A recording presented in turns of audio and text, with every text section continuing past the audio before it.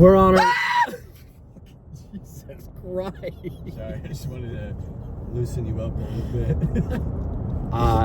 You didn't loosen me up. You tensed my asshole up. We're on our way to the sale, and one thing I can say is it's still amazing to me that after all this time of collecting Criterions and always running off to Barnes & Noble for the sale, that it still is exciting. It still is a little bit of a rush, and I think part of it stems from the fact that a lot of sales that go on these days are ones that can be done online, and there's something still magical about being able to drive to a brick and mortar store, go in, browse, maybe strike up a conversation with somebody that I won't do, but you know, the potential's there. Not to mention though, between every sale, there's been new things that have been accumulated into Criterion's own collection, so each time you come, it's like a new selection. There's new things there for you. Criterion sales going on! Get out of the way! Thank you. So excited for this. Excited for the sale. So excited. Man, I mean, you can feel the excitement in this. What the fuck are you looking at? I am very curious though what the section's gonna look like. Last year around this time it was pretty busy, but even so, on social media this morning there's a lot of posts about it. Maybe it's just my algorithm in a vacuum, but it has become popular, and part of me is there's a part deep inside my head where I'm like protective of it, like I don't want anybody else doing it. But obviously it's a good thing when it becomes more popular, because then that just means more releases. Physical media will live forever. The children yearn for physical media. We've got our cash. There are a few things I can try to do to raise some funds for this excursion. Like I can sell my blood, my semen, and my plasma, but it just seems like a little bit of a chore. So what I'm gonna do is I'm just gonna do like a quick purge of my collection. There's a lot of things in here that I don't need anymore for one reason or another. Ben-Hur, I've upgraded. Like Babe, I've upgraded. Like Gravity, when am I gonna watch this again? There's just a ton of things I've kind of passed by over the years with the thought that maybe I'll watch it again. Like, oh, I can't get rid of that. I might watch Limitless again. Okay, I'm pretty proud of myself. I've got 2 full totes of stuff here to trade in. Like, I haven't watched this in years. I probably won't. And then I watched this one last night. My God, I didn't realize it was on par with Bohemian Rhapsody with how bad it is. Like, goddamn, Clint. So let's take the stuff inside and see what we can get.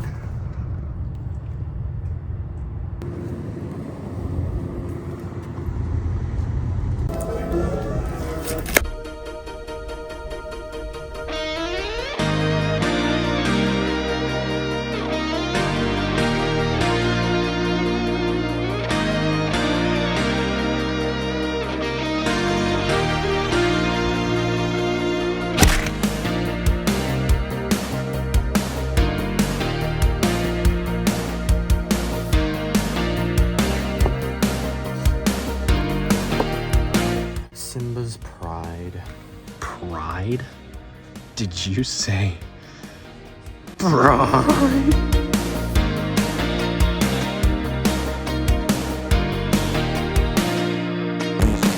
The one problem I will say about coming to Zia to sell stuff is that you have ample opportunity to walk around and buy more crap. And there's one thing that I told myself if I found it, I would buy it. Let's see if that holds by the end of this business transaction.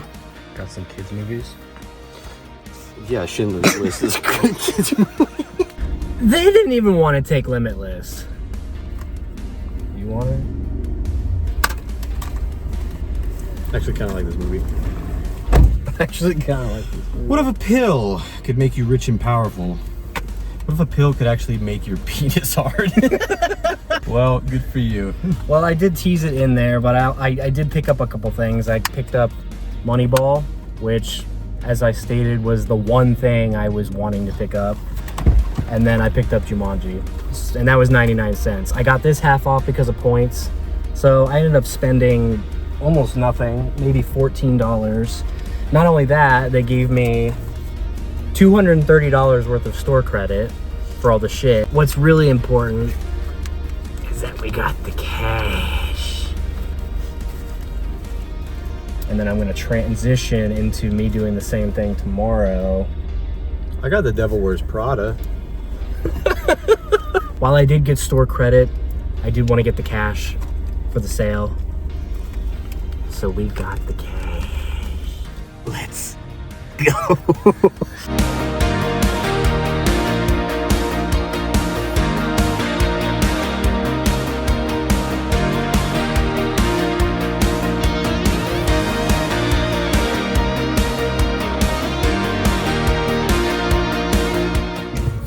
Forgot I got my paper list.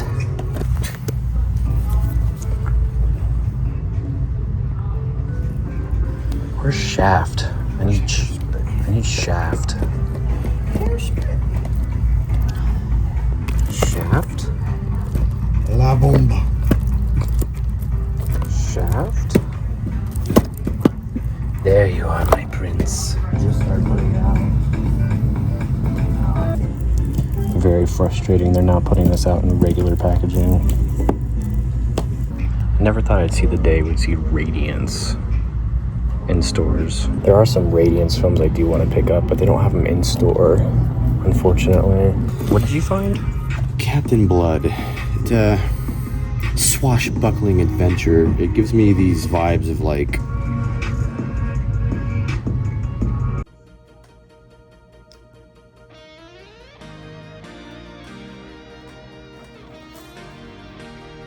Okay, back from the Criterion sale. I'm not as big of a Criterion person as old Nicky Pugh, but I do like movies. First one I got, Life of Brian.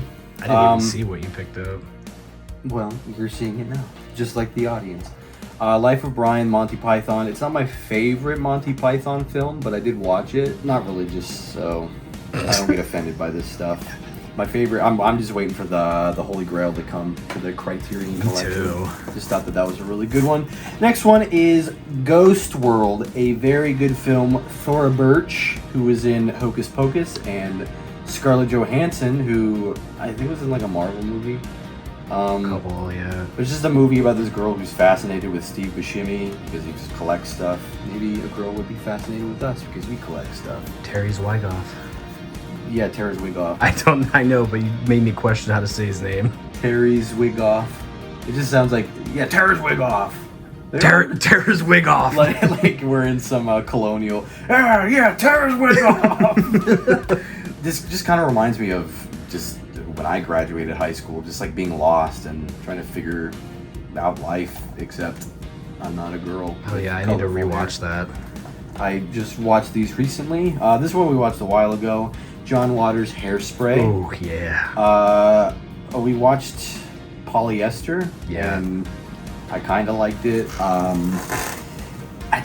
I get Divine's thing is to be melodramatic, but I just thought that Divine was way too melodramatic in Polyester, and I also don't want to watch when Divine eats dog shit. God. This one was just good. It kind of reminds me of like Grease in a way, with the whole scene where they do the dance, and it's just fun. And Jerry Stiller, never let anyone sign your checks. Finally, Time Bandits, which I also watched recently. Big Monty Python, Terry Gilliam guy here. Yes, it was actually a coincidence. I didn't realize that Terry Gilliam was actually in the Monty Python stuff, but this kind of just makes me think of Princess Bride. Like, it feels like it's in the same universe. Like, maybe they could have gone to the universe of Princess Bride in this film, but just fun.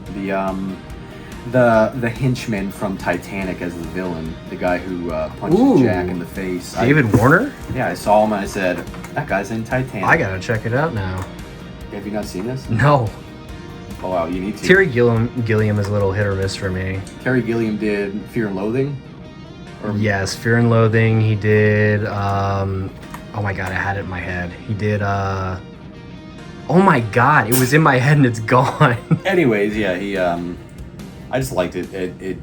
it just seemed like a movie because the poster has John Cleese as Robin, The Fisher King. The Fisher King, yeah. And then it's just got all the little people. We're very good here. We don't say. But yeah, just seemed fun, and that's it. Okay, so I got 5 pickups here. This was an expensive haul, but because we sold off some stuff, we were able to dip into that. I don't even know what the fuck I'm saying. I hate myself so much. Dip into that little bit of green stuff. Anyways, we have 5 pickups here. So first one is Shaft. I've been in, as some of you may know, if you watched one of my videos, a big blaxploitation phase, so I thought this was perfect time to pick up Shaft. And honestly, I've seen so many of Richard Roundtree's films, everything but Shaft, so easy pickup. Love this artwork, and I'm sure that this just pops. 70s films on 4K, they just look so stunning. Next up, we've got John Singleton's Hood trilogy.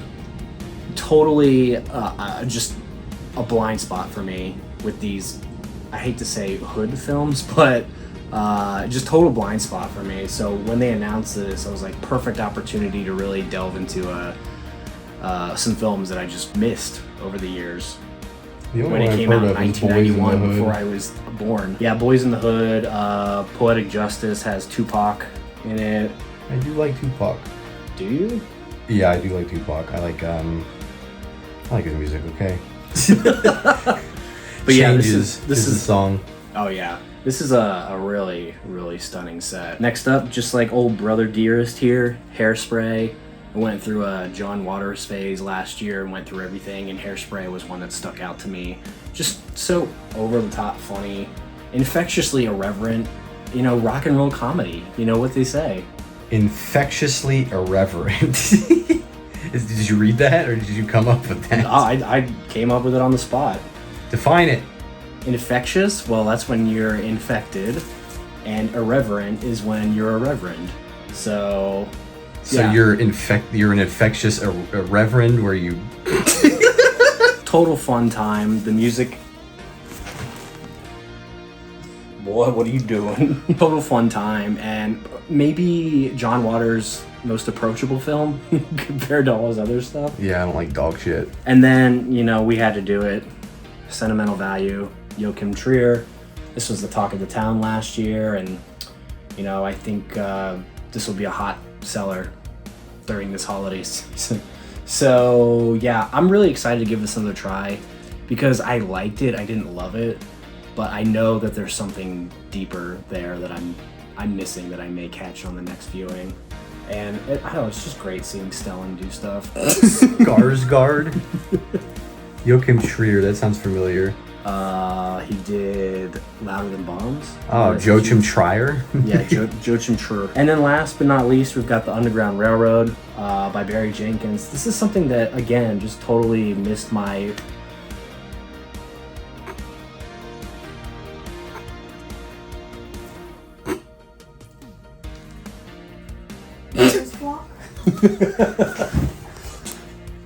What are you doing? This is get out! But yeah, Underground Railroad. I really heard nothing about this when they put it out on Criterion, but this was like stuck on Prime, so I'm glad that they ripped it out of the hands of Jeffrey Bezos and gave it a beautiful. I've seen shots from this and it looks stunning.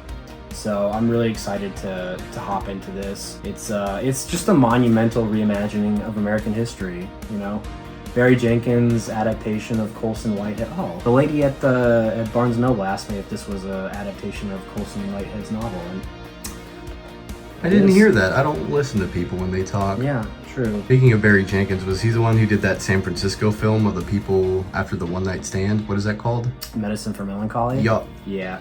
Yes, he did, as well as Moonlight and If Beale Street Could Talk. So I'm a fan of the guy. A lot of good pickups. I'm not done yet. There's still other stuff that I want to get. And It Was Just an Accident comes out this week. And why do I sound like Ryan Coogler? It needs to die. Okay. But anyways, But anyways. But anyways. But anyways. But anyways. We'll see you next time with another edition of Criterion Hunting on the Virgin Suicides page. It's like the beginning of Saving Private Ryan.